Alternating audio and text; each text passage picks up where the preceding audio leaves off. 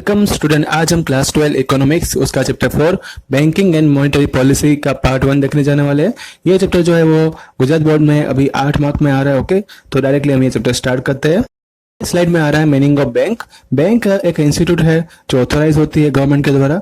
ये पीपल के सेविंग को या तो डिपॉजिट को कलेक्ट करती है, किसी को उधार भी देती है, और बाद में जब उसका रिटर्न करना होता है, कंडीशन आती है, तब उससे रिटर्न भी लेती है और डिपॉजिटर की डिमांड के हिसाब से उसका वर्कआउट करती है। दूसरी डेफिनेशन यहाँ पे है कि bank is a commercial organisation functioning for profit. ये प्रॉफिट के लिए काम करती है, which accept the people saving, जो पीपल की सेविंग भी एक्सेप्ट करती है। नेक्स्ट स्लाइड में आ रहा है क्लासिफिकेशन ऑफ बैंक। तो बैंक का यहाँ पे दो टाइप है, पहला है कमर्शियल बैंक और दूसरा है सेंट्रल बैंक। नेक्स्ट स्लाइड में आ रहा है कमर्शियल बैंक। तो बैंकिंग कंपनी एक्ट 1949 के हिसाब से जब कमर्शियल बैंक की डेफिनेशन बनी तो उसमें ये बताया गया कि एक कमर्शियल बैंक ऐसी ऑर्गेनाइजेशन है जिसमें हम ट्रांजैक्शन करेंगे और जो वहाँ पे डिपॉजिट जो है पीपल की वो एक्सेप्ट की जाएगी, उनको लेंडिंग किया जाएगा, इन्वेस्टमेंट भी वहाँ पे होगा, डिमांड के हिसाब से रिपेबल भी होगी उसकी लोन। और दूसरा कि जो वहाँ पे विड्रॉ होता है कैश, वो चेक, ड्राफ्ट, पे ऑर्डर या तो दूसरी मेथड से भी वहाँ पे हो पाएगा, मतलब कि ऑनलाइन ट्रांजैक्शन भी इसमें होगा। कमर्शियल बैंक जो है एक बिजनेस यूनिट है जो हमें बैंकिंग सर्विस जो है वो प्रॉफिट के लिए बनाई जाती है। दूसरी बात, यहाँ पे लेंडिंग रेट और जो है ऑफ इंटरेस्ट का वो higher than the rate of interest which banking gives on deposit. मतलब लोग जब अपने पैसे डालेंगे उसमें जो इंटरेस्ट बैंक का रहेगा और बैंक जो लोगों को पैसा देगी उसका जो इंटरेस्ट रहेगा वो हमेशा ज्यादा रहेगा, और इसी का डिफरेंस जो होगा उसी को बोलते हैं बैंक का प्रॉफिट। और इसलिए एक बैंक जो है वो कमर्शियल इंस्टीट्यूशन भी है। नेक्स्ट स्लाइड में आ रहा है फंक्शन ऑफ कमर्शियल बैंक। उसमें पहला फंक्शन जो है उसका एक्सेप्टिंग डिपॉजिट। बैंक हमेशा जो पीपल से अपना डिपॉजिट जो है एक्सेप्ट करती है, जो उसका सेविंग रहता है। It give safety to the deposit of customers by acting as a custodian of funds.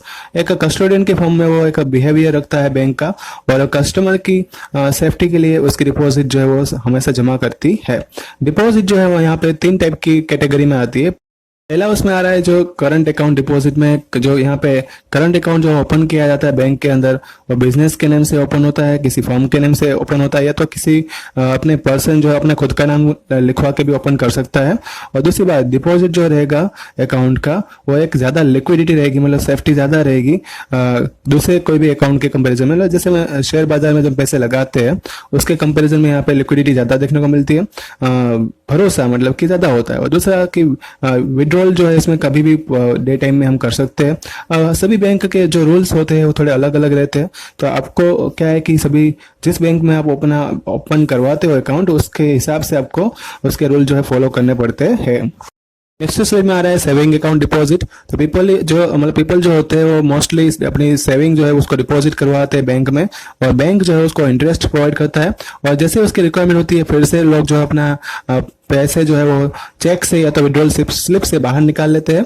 और अभी तो इसका जो तरीका है वो डेबिट कार्ड या क्रेडिट कार्ड से भी हम जो है मनी को विड्रॉ कर सकते हैं, क्योंकि अभी एटीएम मार्केट में अवेलेबल है। अभी मार्केट में electronic facilities banking, internet banking भी अवेलेबल है।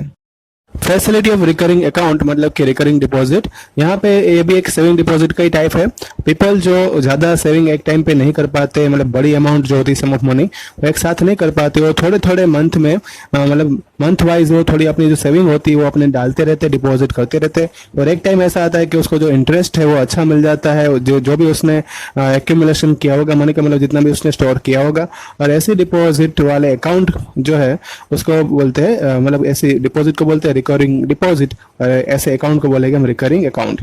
फिक्स्ड और लॉन्ग टर्म डिपॉजिट, कभी कभी जो डिपॉजिट जो होती है वो एक साथ मतलब कि लॉन्ग टाइम के लिए होती है, मतलब फिक्स में हम जब डालते हैं बैंक में हम जाके बस बोलेंगे कि फिक्स डिपॉजिट में हमें डालना है, मतलब कि आपको 1 साल से लेके 5 साल तक आप डाल सकते हो, कहीं कहीं पे 10 साल 15 साल के भी हो सकती है, मतलब उसमें रूल्स एंड रेगुलेशन के हिसाब से जो है लॉन्ग टर्म तक उसको डाल सकते हैं। इसमें फायदा ये होता है कि इसमें जो है इंटरेस्ट आपको अच्छा मिलता है। द क्रेडिट फैसिलिटी, जब कोई इंडिविजुअल है, बिजनेस है, हमें उसके लिए उसको ओपन करना है तो हमें पैसे चाहिए होते हैं, तो हमें बैंक जो है वो मनी हम वहाँ से उठा सकते हैं। बैंक हमें इसके लिए क्रेडिट प्रोवाइड करती है by charging the rate of interest. जितना भी हम मतलब मनी उठाते हैं बैंक से उसमें हमें उसको इंटरेस्ट पे करना पड़ेगा, और जैसे उसका टाइम पीरियड होगा, टर्म होगी, टर्म के हिसाब से हम उससे उधार लेते रहेंगे। और ये शॉर्ट टर्म भी हो सकता है, मीडियम भी हो सकता है और लॉन्ग टर्म भी हो सकता है।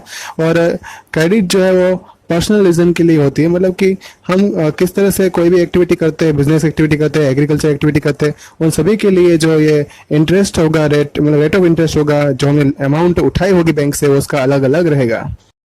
Payment and withdrawal facilities, bank जो है आजकल इजी पेमेंट कर दिया उन लोगों ने। विड्रॉल फैसिलिटी जो है उसमें cheque, withdrawal slip, draft, payment order, ATM facilities, card, debit card है, फिर उसमें इंटरनेट बैंकिंग है। इस तरह से हम जो है पेमेंट कर सकते हैं और पैसे उठा भी सकते हैं। नेक्स्ट स्लाइड में आ रहा है क्रेडिट क्रिएशन। क्रेडिट क्रिएशन का जो टॉपिक आता है वो एग्जाम में बहुत इंपॉर्टेंट है। बैंक यहाँ पे एक एक्टिविटी जो है वो अंडरटेक करती है, जिसमें वो इंश्योर करती है कि जो सप्लाई ऑफ मनी जो रहेगी इकोनॉमी में वो फुलफिल जो करेगी उसकी डिमांड। और बैंक यहाँ पे मनी जो है वो ऑलरेडी उसके पास जो स्टॉक होगा उसी में से वो मनी क्रिएट करेगी। मतलब कि कैसे, जैसे कि मानो कि हमने अपनी सेविंग जो है हम डिपॉजिट करने जाते हैं बैंक में, और उसी में से जो पैसा इकट्ठा होता है उसी में से बैंक जो है वो लोन जिसको चाहिए होगी उसको लोन उसमें से देगी। इस तरह से वो एक मनी क्रिएट करती है। और जब ये क्रेडिट क्रिएशन जो बैंक में इंक्रीज होता है तो समझ लेना है कि सप्लाई जो मनी का वो बैंक में इंक्रीज हो रहा है। अगर क्रेडिट क्रिएशन है डिक्रीज हो रही है तो उसका मतलब ये है कि सप्लाई ऑफ मनी रिड्यूस हो रहा है, मतलब कि लोन लेने वाले लोग बहुत कम है, लेकिन सेविंग जो है मतलब फिक्स डिपॉजिट में या तो सेविंग करने वाले लोग ज्यादा है। When bank lend money from the primary deposit, borrower has to open the account with some bank in another branch. कोई भी जहाँ पे हमें बैंक में मनी चाहिए होगी तो डिपॉजिटर को अपना अकाउंट जो है बैंक में ओपन कराना पड़ेगा और दूसरी ब्रांच में भी ओपन कराना पड़ेगा। उसके लिए वो जो उसकी जो नॉर्मल प्रोसीजर होती है, चेक जो है चेक से या तो जिस तरह से उसको लोन चाहिए वो उसको वो लोन जो है वो चेक के फॉर्म में मिल जाती है। नेक्स्ट स्लाइड में जब चेक उसको मिल जाएगा तो कस्टमर क्या करेगा, उसका और उसमें न्यू अकाउंट में डालेगा और एक डेरिवेट डिपॉजिट जो है वो बैंक में से बन जाएगी, मतलब एक नया अकाउंट ओपन होगा। और ये डेरिवेट डिपॉजिट जो है उसके लिए एक अनदर लोन अकाउंट है, दूसरा लोन अकाउंट में भी वो डाल सकता है। थर्ड पर्सन जो है उसकी जो लोन होगी वो एक डिपॉजिट के फॉर्म में बैंक कंसिडर करती है। Bank can create the several deposit from the primary deposit, मतलब कि बैंक एक डिपॉजिट मतलब जैसे कि लोग कस्टमर ने आके उसमें पैसे डाले, उसमें से बहुत सारे अलग अलग डिपॉजिट्स जो है बैंक क्रिएट कर सकती है, क्योंकि उसके पास पैसा आता भी रहता है और पैसा लोन के फॉर्म में जाता भी रहता है। ठीक है, तो उसी तरह से बोरोवर जो होंगे वो विड्रॉ करेंगे लोन को, और वहां पे जब बैंक उसको पैसा देगी तो वहां पे मनी का सर्कुलेशन जो है वो इस तरह से उसमें चलता रहता है, मतलब कि इकोनॉमी में इसी तरह से बैंक काम करती है। फिफ्थ नंबर का point, inter banking transaction. Bank यहाँ पे शॉर्ट टर्म और लॉन्ग टर्म क्रेडिट जो प्रोवाइड करते हैं एक दूसरे को टाइम टू टाइम, और शॉर्ट टर्म क्रेडिट जो है उसको एक मतलब एक बैंक से दूसरी बैंक को जब वो प्रोवाइड करती है तो उसमें सेंट्रल बैंक के थ्रू प्रोवाइड करती है। इसको बोलते हैं यहाँ पे कॉल मनी। कॉल मनी का जो इंटरेस्ट होता है उसको बोलते हैं कॉल मनी रेट। इस स्लाइड में आ रहा है secondary and other function of commercial bank. दूसरे क्या क्या कमर्शियल बैंक जो है फंक्शन मतलब काम करती है, तो यहाँ पे एजेंसी और एक यूटिलिटी सर्विस भी प्रोवाइड करती है। बैंक एक एजेंट के फॉर्म में भी काम करती है। Bank provides the various utility, ठीक है, वो an agent banking facilities to the customers. जैसे कि बैंक है भाई, हम गैस का बिल पे करना है तो वो एक एजेंट के फॉर्म में हमारा बिल ले लेगी। दूसरा हम इलेक्ट्रिसिटी बिल भी वहाँ पे कर सकते हैं। तीसरा यहाँ पे अगर बुक का एग्जाम्पल बताओ तो bank can act as a mediating agent by providing letter of credit to the exporter on the behalf of an importer। जो हमने 11th में पढ़ा था वही जो यहाँ पे फिर से उसका यूज आ रहा है कि बैंक जो है इंटरनेशनल लेवल पे जो बिजनेस होता है उसमें मेडिएटिंग एजेंट के फॉर्म में काम करती है, जिससे पे एक्सपोर्टर जो है और इंपोर्टर जो है पूरा भरोसा रखते हैं। Bank provide the underwriting service to the various business. Bank also provide a facility to customer to pay the tax challan, मतलब कि चलन पे करना है तो उसके लिए भी बैंक जो है डायरेक्टली टीडीएस काटने में भी काम आती है। नेक्स्ट स्लाइड में उसमें providing the various facility with changing time. उसमें बैंकिंग जो एक इवोल्यूशनरी कंसेप्ट है, उसमें कंटिन्यूस एक्सपेंशन और डाइवर्सिफिकेशन जो है वो देखने को मिलता है। यहाँ पे एक्टिविटी और सर्विस जो बैंक की रहती है वो प्रेजेंट टाइम से हिसाब से बात करें तो एक इलेक्ट्रॉनिक ट्रांसफर में कन्वर्ट हो चुका है मनी का। यहाँ पे कस्टमर जो है उसको दूसरे कस्टमर को अगर पैसे ट्रांसफर करने हैं तो आजकल जो इलेक्ट्रॉनिक ट्रांसफर हो रहा है इसमें दो फैसिलिटी बहुत ज्यादा यूज हो रही है। उसमें NEFT, national electronic fund transfer, और RTGS मतलब कि रियल टाइम ग्रॉस सेटलमेंट के द्वारा जो है ये फैसिलिटी, मतलब ये सिस्टम के द्वारा कस्टमर जो है वो बैंक में पैसे ट्रांसफ़र कर सकता है। और इसमें वो सेंट्रल बैंक, मतलब कि यहाँ पे कोर बैंकिंग का यूज़ कर सकता है। Centralise online real time exchange इसको बोला जाता है। इस स्लाइड में है presence of commercial bank in India.